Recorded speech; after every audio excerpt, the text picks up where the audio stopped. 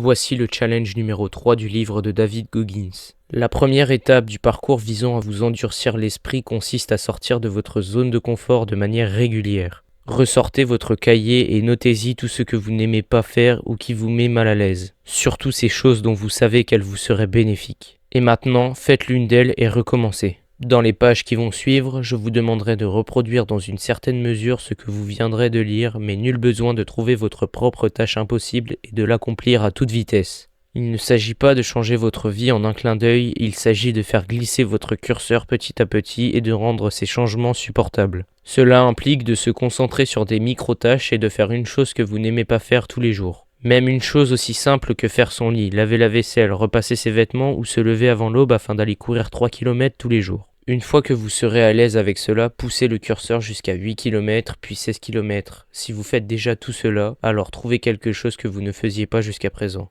Nous avons tous des pans de notre vie que nous ignorons ou que nous pouvons améliorer. Trouvez les vôtres. Nous choisissons souvent de nous concentrer sur nos forces plutôt que sur nos faiblesses. Mettez ce temps à profit pour transformer vos faiblesses en force. Accomplir une chose, même la plus minime des tâches dans laquelle vous ne vous sentez pas à l'aise, vous aidera à devenir plus fort. Plus vous vous retrouverez en situation d'inconfort, plus vous deviendrez fort et plus vous développerez une sorte de dialogue avec vous-même lors de situations stressantes.